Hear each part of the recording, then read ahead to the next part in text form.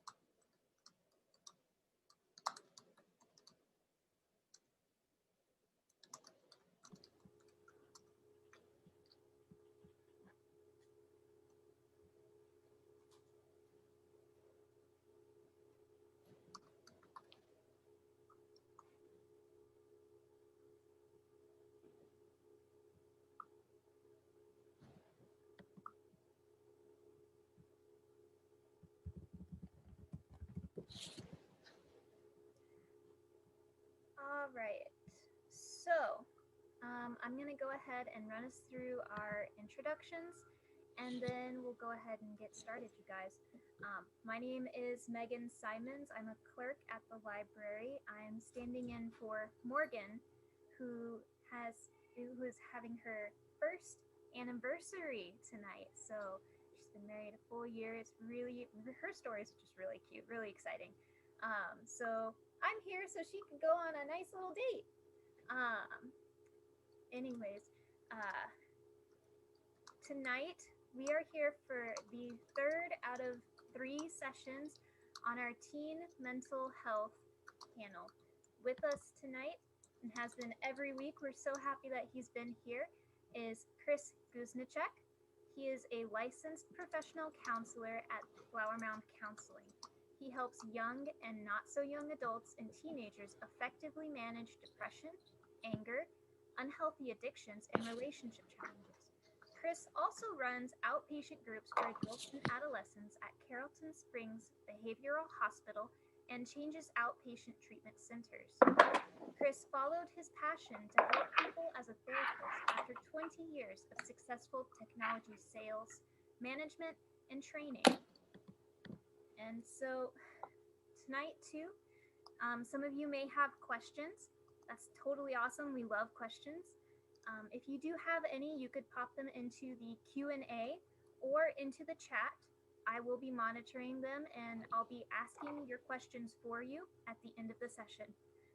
So everyone put a silent hands up for Chris Guzniczak. You can take it away. Thank you so much, Megan. Appreciate that. I'm really happy to be back again. And as I kind of get started here, I'll go ahead and share my screen. So I've got the presentation up. Let's see this. All right. So welcome. And this is I guess session number 3, the third and the last one on our teen mental health series. And really happy to be here once again. My name is Chris with Flower Mound Counseling. I do a lot of work with adolescents and adults, and these are really some of the things that I see a lot. So I'm really happy to have a chance to kind of talk about some of this stuff. So I do want to say as we kick off that this is it's a presentation. It's for informational purposes only. It's not intended to be advice or counseling. And if you do need counseling services, feel free to reach out to a local counselor. You can reach out to me at chrisguz.counseling@gmail.com.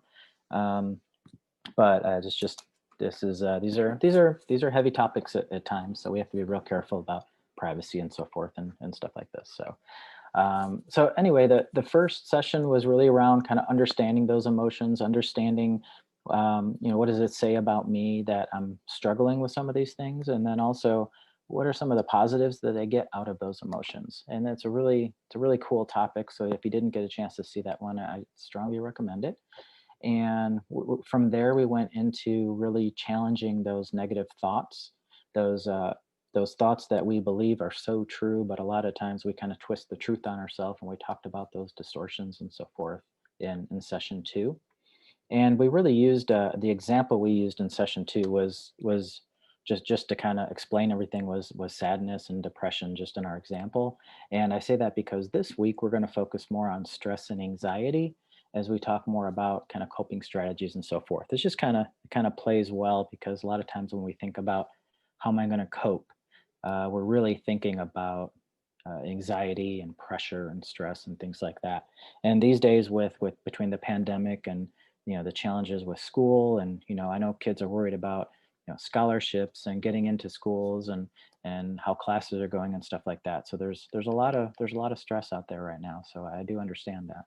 And along those lines, I will say that hopefully in the future when we do things like this, they'll be face to face, and we won't be in a pandemic anymore. So it won't just be me talking. We'll be kind of conversing and talking through these things together. That's really, I think we get a lot more out of it that way.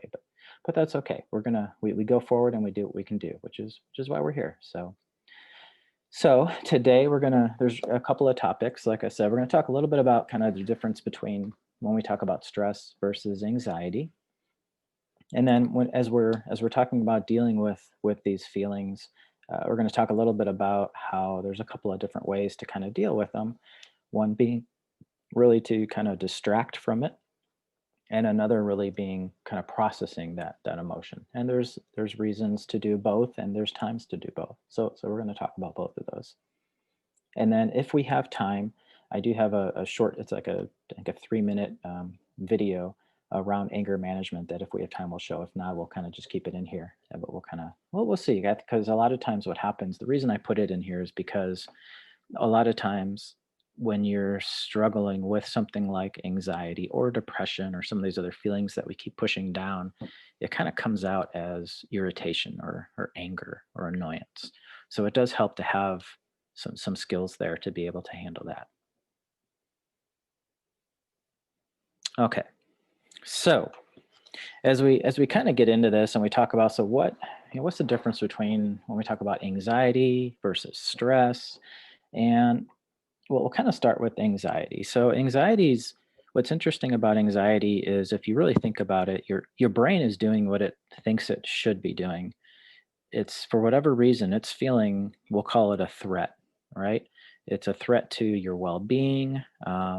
Maybe a threat, maybe it's physical, maybe it's emotional, but your brain is telling you something is off, something is wrong, maybe you're overwhelmed, and it's reacting in its way to basically kind of help you, if you will. I know it doesn't feel like help, but it's to allow you to be more aware, to be more kind of hyper vigilant, if you will, to be prepared. And so in a way your brain is actually doing what it's supposed to be doing. The challenge is, as we very well know, a lot of times that when we're talking about anxiety, that threat isn't actually there, right? It's a situation where if the threat were there, we wouldn't call that anxiety, we would call that fear. So if something was, if my house started on fire, that would be legitimate fear because I'd be afraid and I'd be reacting to that. But if I just had this, anxiety that the house could catch fire and my body was reacting the same way and I just couldn't ever settle down, that's anxiety. And the problem is, of course, it's absolutely exhausting to continue to have that anxiety when that threat isn't even necessarily there. So that's kind of what anxiety is. And I guess there's another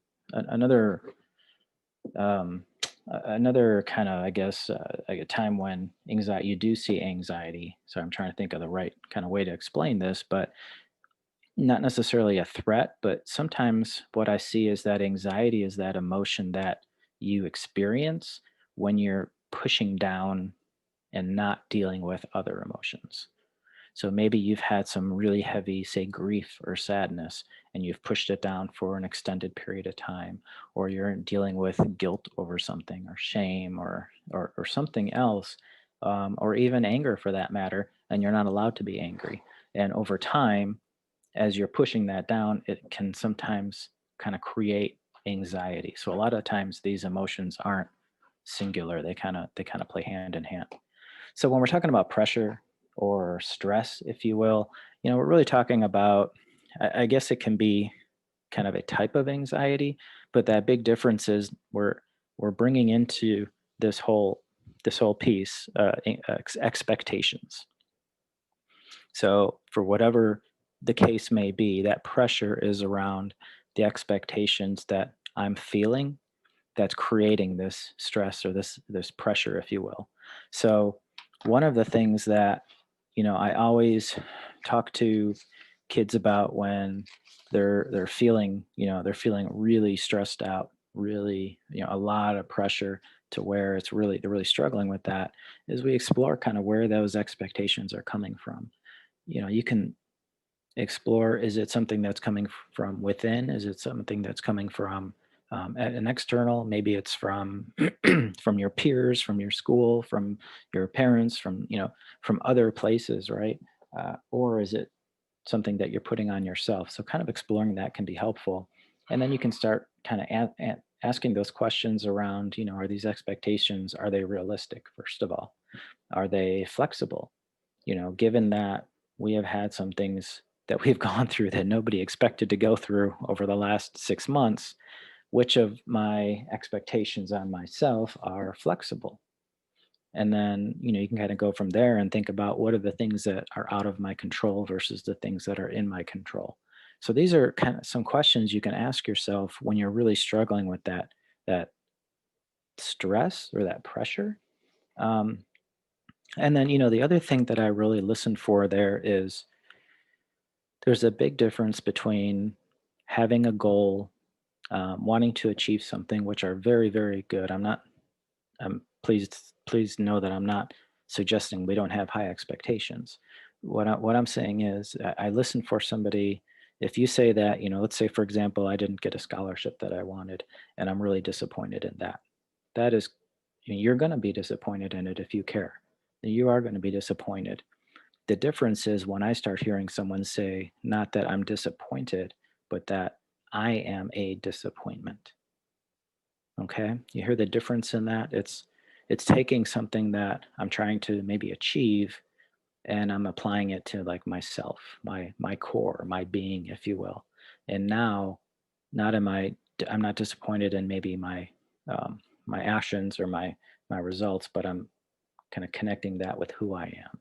So that's something that's really important to kind of keep an eye on as you're kind of thinking through this.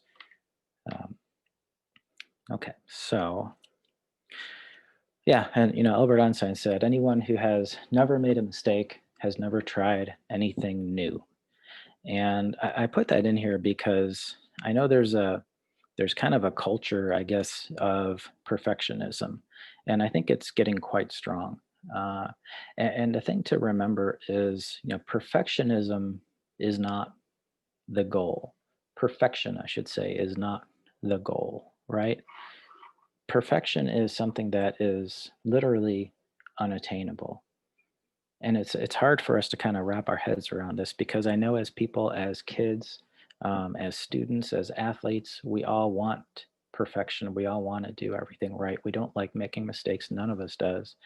But the truth is, it is going to happen because we're all imperfect.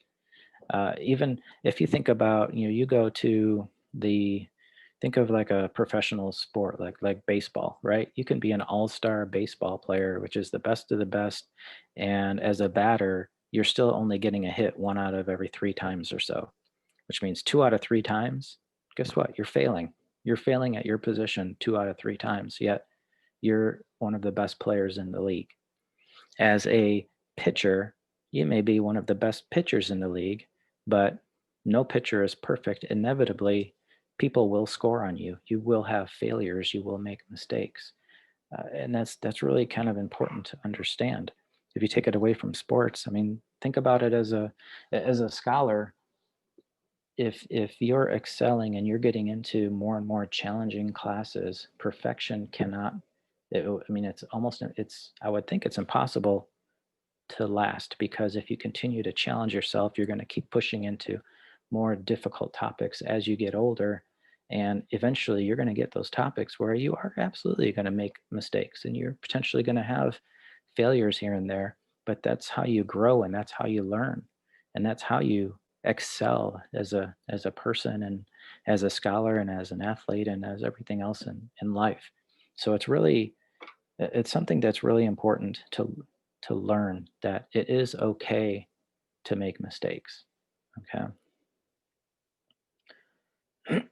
So as we kind of shift a little bit and take a look at, as a kind of a quick reminder, that I guess the cognitive model, if you will, we talked a bit about this over the last couple of weeks. I didn't actually show this, but we talked through it. So we talked about how things that happen in your life don't automatically create emotions. So there's a situation followed by your perception of what happened, your thought, which is followed by your emotion, and then lastly, kind of your behavior after that, how you act. So if you have a painful emotion, say stress, anxiety, something like that, there's really, I mean, there's you really have, I guess, four options.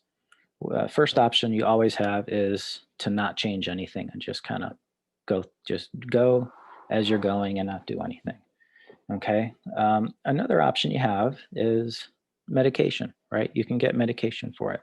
Um, I think there's, clearly there are situations where medication makes a lot of sense. The thing that I'll say about medication to keep in mind is what you're doing with medication is you're dulling, if I can say that properly, the emotion and all of the emotion. Um, there's no way to take a medication and pinpoint it towards specific emotional issue, if you will. So I've heard the analogy, like if you want to turn a light off in your house, you'd have to go to the circuit breaker and turn all the lights out. That's the only way medication works. It doesn't know how to find your issue. Whereas when you start working on the therapy side of it, you can focus very specifically on those things. So, but that is absolutely, so that's one option. Another option is to distract. And we're going to talk a little bit about ways to distract. And if you think about really distracting, the time that makes sense is when you're already into that emotion. You're already, maybe you're having an anxiety attack. You're already just kind of, maybe you're locked up and you can't think straight because you're so anxious, you're so stressed out, you're so overwhelmed. You can't maybe perform. You're having a hard time going to class so you can take a test, or you're having a hard time going to a party to be with friends because you're so worried. So in those times is when having a way to, when I say distract, I mean like get your mind away from those negative thoughts, just so that you can function and you can do what you have to do. So another option. Then the last option, of course, is to process. And processing that thought is a lot. It's a lot of what we talked about last week, where it's not, you can do it in the moment, but a lot of times it's going to be kind of like after the fact, where you sit back and say, okay, this is what happened. Let me think through why it happened and why I felt that way and what I was thinking, and kind of going through that whole process of dealing with it. So really there's kind of some different, you have different options when you're really struggling with something like anxiety.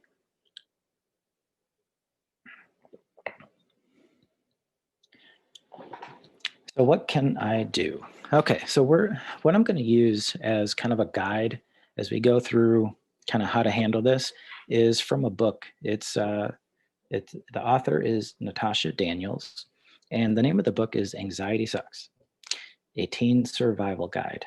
And it's kind of it's a short read. I can even show you here. You can see it's not a big book, and it's an easy read, and it's actually fairly entertaining.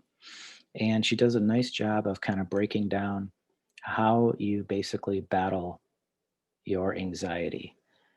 And I think she does a really nice job. So we're going to kind of use that as a framework here.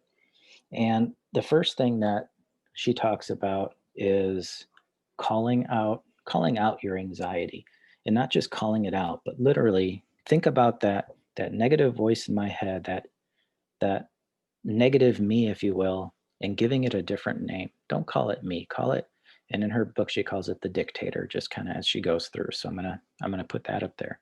But you might have a different name for her. Whatever him or her, whatever that voice is, give it a name and start thinking about separating yourself from that anxiety, because the anxiety is not helping you. The anxiety is hurting you. And recognizing that and separating yourself is kind of that very first really important step, because you start understanding, when is this what I'm feeling, or this thought process, when is this helping me, and when is this hurting me, and start getting used to kind of understanding that. So as you do start to understand that, and you start kind of listening and paying attention to them, um, the next thing that she talks about is talking back to them.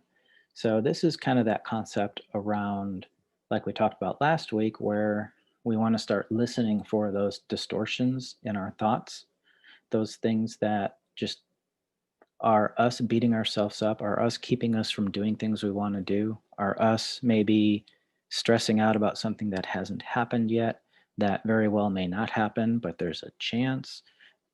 Those thoughts telling us that we should be doing something else, or we should be something else, or we should be better, and all those kinds of things. Those what we call, those are called automatic negative thoughts. Okay, they fire up, they pop into your head.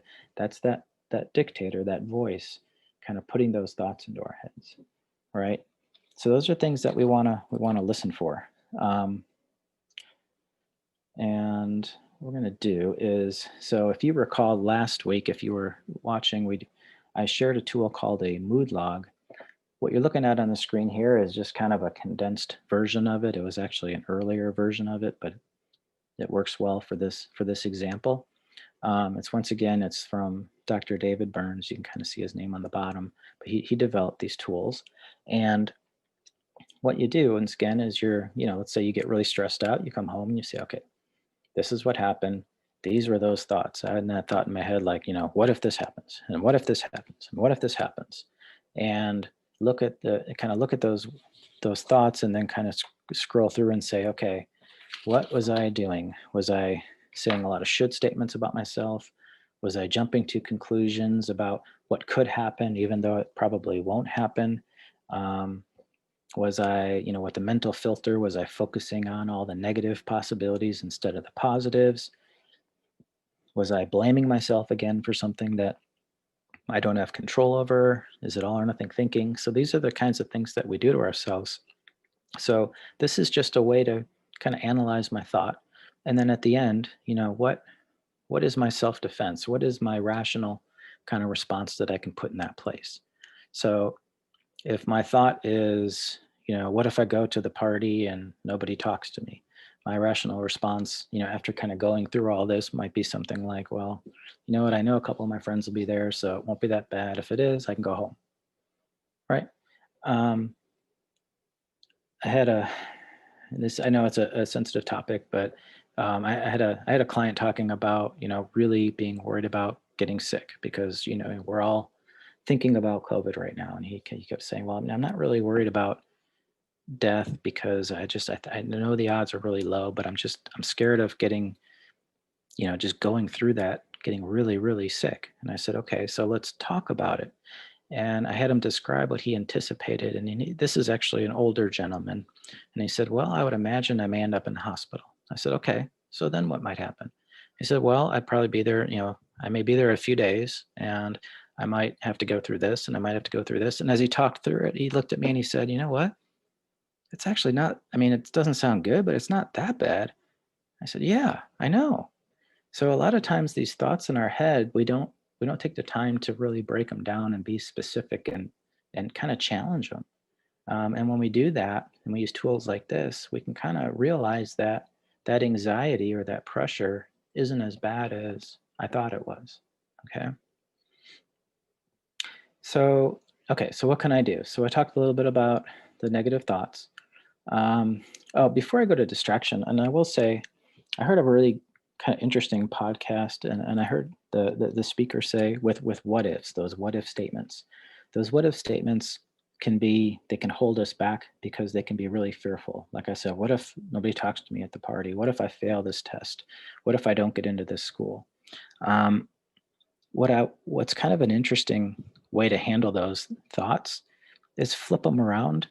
Instead of fear, have faith in yourself, have faith in the situation, and literally repeat it back in the opposite way.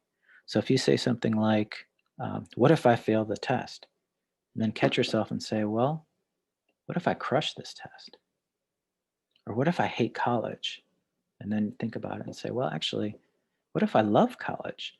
And you can sense that those what if statements can literally be spun around, and it's all in our head, and it can really keep us from doing a lot of things that we should try to do. Okay, so distraction. So one of the recommendations is to absolutely have some go-to distractions. You have to find what works for you because there are a lot of different options. And you can see that, and I just put a bunch of them on here. We're not going to go through these in detail, but you can see there's so many things that you can potentially do just to get out of that headspace, right? Mindfulness is really cool. We could have a whole topic on mindfulness, but really it's just, what mindfulness is about it's about learning how to stay focused in what's happening around me right now, as opposed to in my head when I'm anxious or I'm really worried and I'm thinking ahead and I'm thinking about all these things that could happen or the things that should be and so forth. It's getting myself focused on where I am right now, what I see right now, what I'm experiencing right now. And if you do like a Google search on mindfulness, you'll get, you know, 6 or 8 dozen different options. There's so many different activities out there. Look through those and maybe find a couple that feel kind of helpful to you and give them a shot. And if you're interested in mindfulness, I would, my recommendation is if you find say a little activity, do it for a couple of weeks and don't just try it once or twice and say, I don't know, because it's one of those things that it's almost like exercising. You have to kind of like exercise your brain and get used to it and know how to do it so that if you are anxious and you need to kind of grab that as a tool, it's comfortable enough and you know how to do it. Yeah, so some of the other ones, connecting with someone, talking to somebody. Deep breathing is really effective. It's one of those things that we should all learn how to do because it's like, oh, deep breathing. Yeah, that seems kind of obvious, but it's actually really powerful. I mean, if you just pause, take a deep breath in, like 4 seconds all the way in, hold it for a few seconds, and then exhale nice deeply. It's amazing how good that feels. And it's so easy to do. You can do it anywhere. And you're literally slowing your heart rate down slightly and you're getting oxygen in. And then, if you want to actually really pay attention to your breathing, you're bringing some of that mindfulness in as well. So, just, for 20, 30 seconds, deep breathing can be really, really effective. If you're somebody that, if you try to be quiet and pause and meditate, that'll make you even more anxious. You may need to do something else, like something active, maybe a sport, or, maybe it's playing video games or, getting outside and doing something, whatever that you want to do. But find a couple of things that work for you and, have them ready to go. So if you do need to step back and distract yourself, you have those ready for you. Okay. Okay.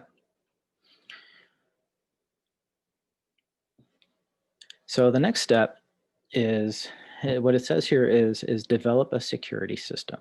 And what she's talking about, once again, we're talking about this dictator. I'm going to kind of go back to this voice, and you're learning how to talk back to him. You're learning how to recognize when those thoughts are hurting you, and you're kind of saying, well, no, I'm not going to listen to you anymore because you're not doing me any good. And you're talking back to him.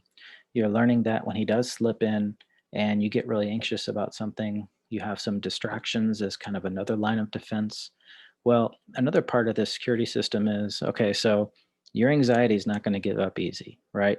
You're going to maybe hold off and you're going to do well for a couple days. And then guess what? The next morning you wake up and you've got this horrible stomach ache and your head's kind of pounding. And you're like, oh, you know what? I got to just stay home. I must be sick. As many of you know, if you deal a lot with anxiety, it can also be physical. So it's important to be aware of some of those kind of physical false alarms, if you will, that can happen with anxiety and stress. So sometimes you need to kind of power through some of those things to keep moving. Okay. So that's really just kind of what this is about. Okay. Remove the dictator's double agents. So some of those false alarms are physical, like we just talked about. And then sometimes, let's say you hold that off and you're thinking, okay, I'm getting this and I'm doing pretty well. I really haven't had an anxiety attack in a while. I'm not feeling quite as overwhelmed because I've been kind of rationalizing that pressure that I have on me. Um, then what can happen is that dictator may start sneaking in with some kind of like friendly advice, right? Things that don't sound like uh, anxious thoughts necessarily, but they start kind of putting these little like doubts in your head. Things like, for example, like little beliefs about yourself, like I can't.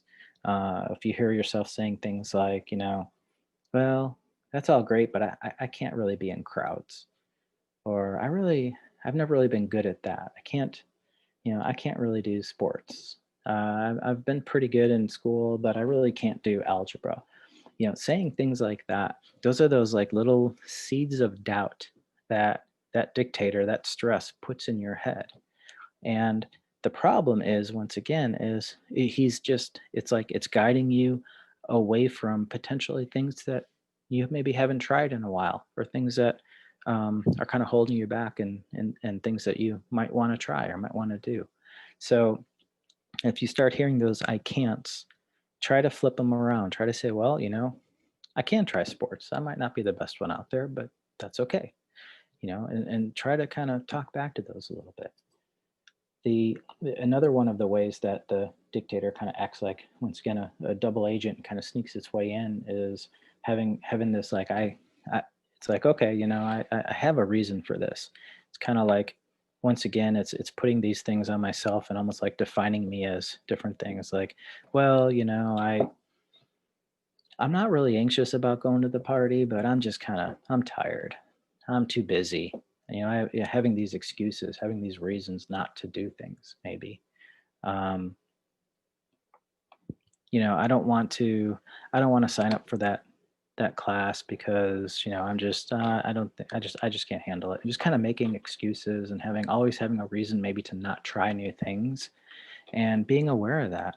And not only being aware of that, but when you do kind of hear yourself talking that way or thinking that way, I will go all the way back to the beginning of this. The first step in all of this is being willing to be honest with yourself and be able to say, you know what, actually, I do get really anxious in crowds, and it is hard for me, but I can give it a try. Just kind of being honest with yourself, and that's really the first step to dealing with anxiety in a lot of ways, because what we tend to do with anxiety, as you may know, we push it down and we try to make it go away. And we don't want anyone else to know about it because it feels really weak, and it just doesn't, I don't think anybody else will understand. So I just push it down. Right. So that honesty is really important. It's a big step. So the next two are really interesting. The first one says, number 6 says, do the opposite of what your dictator wants you to do. Right. So as you recognize, as you start recognize those, I can'ts and I have reasons and what ifs and all those all those thoughts, try to do the opposite. If that's my anxiety talking and I know it, I'm going to try to do the opposite. Um, and then the next one, which is even harder, and I recognize that, what she says is, and she even says, this is a tough one, but if you're really feeling it and you want to give it a try, seek out those situations that your stress wants you to avoid, right? So if you, let's say, you've been really, stressed out about, I don't even know where to begin with, looking for what I'm going to do after I graduate high school. So I just kind of do nothing, and I'm avoiding it. I'm avoiding it. You know what? Get yourself out there, start looking around, start kind of going at it, and see if you can if you can get that going, because that's what that dictator, that's what your stress wants you to do. It wants you to stay nice and comfortable and not do anything outside of your comfort zone. So there's a couple of additional um, I guess strategies, if you will, and I wanted to kind of call those out. They're not in the book, but they're things that I've seen with clients. One of them is this whole concept of acceptance. And I just kind of alluded to it a little bit. I talked about how the thing with anxiety, especially, and feelings of being overwhelmed and so forth, what we want to do is we want to like push it down and hope that it goes away. And maybe it does go away for a little while. And then it happens again, and we push it down again. And we just keep it as far away from us as possible and just try to do what we can do without that anxiety causing us problems in our lives. Well, the issue with that is it doesn't necessarily just go away, it's still there. And it does start to manifest in things like anxiety attacks and maybe even phobias and things like that, right? So one of the really effective kind of concepts to wrap your head around is learning how to allow that anxiety in when it comes, and actually kind of pay attention to it a little bit and almost sit in it for a short period of time and then be done with it. And I know that sounds kind of weird. It's like, well, how the heck do I do that?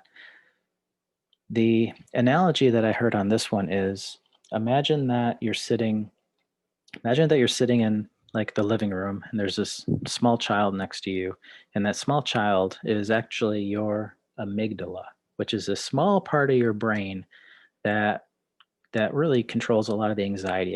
It controls a lot of that fight or flight, and it learns constantly. So it's just this little part of your brain, this little kid that's always learning.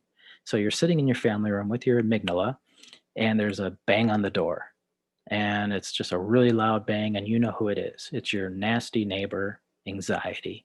And anxiety's loud, and he stinks, and he's obnoxious, and you do not want him in your house. So you run over to your front door and you bolt it, and you keep him out. And this happens over the course of a while. And what happens is your amygdala, this little child, learns that every time anxiety comes knocking, you have to react fast, and you have to run over there and push it down and keep it out. So it's learning, and every time anxiety comes, then you continue, you get more and more anxious, and you have a hard time controlling this because you're learning. Your brain is learning from experience. So the concept is to learn how to handle those situations more calmly. So the next time anxiety comes banging on the door, walk over there, open the door, and say, all right, you know what? You can come in. You can come in for a few minutes, but you have to stay, this part of the house. You're not allowed to sit on the furniture. No cussing, no, whatever. And, can stay for about 10 minutes, and then you have to go. And as you start doing that, this part of your brain, this amygdala who's watching, is learning that, okay, when anxiety comes rearing its ugly head, I don't have to freak out. I can actually kind of allow it in, process it a little bit, kind of see what's going on, and then kind of set it aside and deal with it later potentially. So that's the concept, and it's really I recognize it's just kind of learning how to compartmentalize, but it does work. Get back to this whole concept that our emotions are driven by our thoughts. So if we can control our thoughts at least to a point, we can absolutely control our emotions to a point. So that's kind of what that concept is. And the other piece, the other one is to verbalize it. And what I mean by that is, a lot of times when we try to push that anxiety down, we're doing it because we don't want other people to see it. We're afraid that people are going to see me have an anxiety attack, or they're going to see me start sweating. I'm going to turn red. I might, something else. And we get really worried about being judged. And it actually gets to a point where I start having anxiety over having anxiety, right? So when I can get to a point where I can say, you know what, I'm actually getting kind of anxious right now. I can feel maybe a little panic attack coming on. Don't worry about it. I'll be okay. Literally verbalizing that to people will help minimize it, because you're not pushing it down. When you push it down, it makes it so much worse. When you're actually saying, hey, this isn't really pretty, but I'm going to get through this. It's not going to hurt or anything. It's just, I can kind of feel this coming on right now. So just excuse me, or whatever you have to say. Obviously it depends on the situation, but that is a really powerful tool to have. And then the last one that I have on here is exposure. And this is something that I wouldn't recommend that you do alone. I would recommend you do this with a therapist. If you have an anxiety or a fear that's really, really powerful, exposure can be a very powerful technique. And that's basically, facing that fear. And not only facing that fear, but staying in it long enough until your brain can start learning that that threat actually doesn't exist. So that's kind of the third, I guess, strategy with anxiety, which is actually very effective and oftentimes needed. But like I said, it's not something that I would necessarily recommend that you do by yourself. Okay, so we have a couple of minutes. So I'm going to show a video real fast. It's about 3.5 minutes long. And his name is Dr. Christian Conti.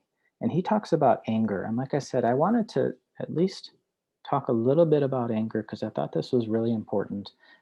As a teenager, or as anybody, but especially as teenagers, we need to be able to control our emotions in the moment. And he's got a couple of really cool, kind of simple little tools to help you do that. And he uses techniques they're called visualization.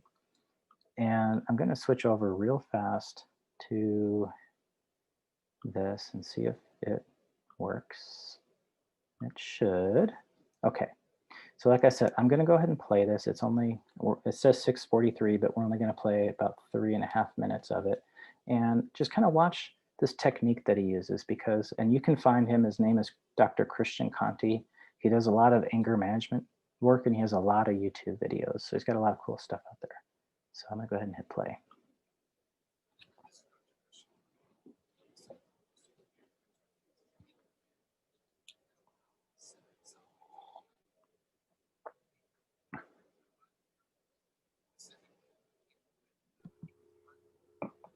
Chris, when it comes to playing videos over Zoom, it is a little bit harder for everyone to hear the sound. So you may need to turn it up, or maybe turn the subtitles on. Okay. He hasn't really gotten rolling yet, so I'll just keep playing, but let me see. So turn it up. And I'm gonna take these out of my ears so I don't blow myself out of the room. The emotion of anger. Is that better? People experience the emotion of anger. We've all had that experience where we are going about our day. Can you hear him better? We want to be doing them, and then someone says or does something. I can hear him at least. So we get Can't angry. quite tell what he's saying, but I usually like to turn my stuff up really loud. They say something we haven't said. So today I'm going to go over 2 techniques. Yeah, it's a little bit quiet. I think people should be able to understand it. If you are having trouble hearing it, you could raise your hand, and Chris and I will see that. Now the puppet's going about his day, and he's having a nice day. But I come up to him and I decide to be rude, and I say to him, "Hey, I don't like your hat. I don't like your nose. I don't like your goofy looking sweater here." And as I say these things to this puppet, the puppet. Okay, I'm going to go ahead and pause it because I'm getting some people telling me that you can't hear it real well. So that's okay. What I'm going to recommend is that you check this out online. It's Christian Conti is his name once again. I think it's Christian and Conte. And I'll kind of tell you this real fast. So he talks about having a visual. And he uses this puppet as an example, and he says, okay, imagine that I have this puppet and it's having a fine day, and I start saying, hey, you know what, I don't like your shirt, I don't like your hat. And the puppet starts feeling kind of badly, and he's not as happy anymore. And then I say, oh, you know what, I was just kidding, you're fine, I was just messing with you. And then the puppet's happy again. So the question is, who's controlling that puppet right now? I am, right? Because I'm, with my words, I'm controlling how that puppet feels. And none of us wants to be a puppet. So that's why that anger, when you allow somebody else to make you angry and bring you down, it's like being a puppet to somebody else. And that's one visual you can just kind of have in your head when something makes you angry. You don't want to be that puppet. You want to keep control, keep your peace of mind. The other example that he uses is, he says, okay, now another visual for you is, imagine, think about the fact that because anger and our emotions and peace of mind, they're not physical, they're abstract. So it's hard to kind of think about them a lot of the times. So what you want to do is have something visual to imagine. So imagine, think about Iron Man. Iron Man keeps his power, he's got his suit, he keeps his power in his chest, right? It's a reactor or whatever it is. Imagine that when somebody says something to me, I've got my power in my chest, and imagine it's like a book. And I'll go ahead and stop sharing. So imagine you have this book, and it's your power, it's at your chest. And when somebody says something to you, if you're going to let them take over your peace of mind, it's like, oh, here, you take my control. It's like handing over your power to somebody else, and you don't want to do that. So just imagine yourself hanging on to that power and keeping your peace of mind, and not allowing somebody else to make you angry or make you annoyed, or even a situation. Don't let a situation ruin your day or take you out of that kind of control for your peace that you have. So it's a couple of really powerful, they seem kind of simple and silly, but it works because you've got that visual, and in the moment it's something you can remember. It's actually a way to process in the moment, which is really hard to do. So I think that just about wraps up my presentation. Go back over there. And is that it? Yep, that's it. So Megan, that is all that I have. If you want to see if there's any questions. Absolutely. If you guys do have any questions, you can put them in the chat, or you could ask them in the Q&A. And if you guys were late to this session, or if you missed any of the ones from last week or the week before, all three of these sessions will be on YouTube for everyone to see. No questions yet, but I have one if you don't mind. Sure. So, overworking yourself. I know it's something that, maybe adults focus on a little bit more, but it could happen with school too and teenagers. So, Oh yeah.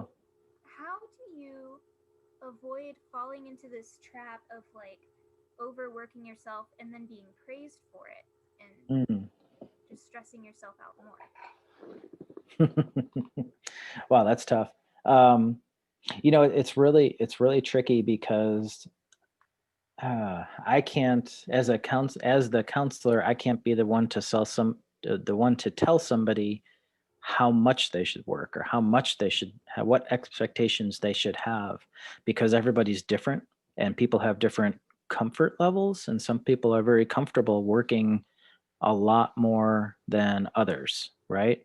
So I guess my best advice is to just try to be aware of how you're feeling, and be aware of those, not only those emotions that we talk about when you start really feeling those emotions taken over and you're not feeling good anymore, or even specifically some of those, what we talked about, those physical aspects of stress and anxiety, like stomach aches and headaches and fatigue and things like that.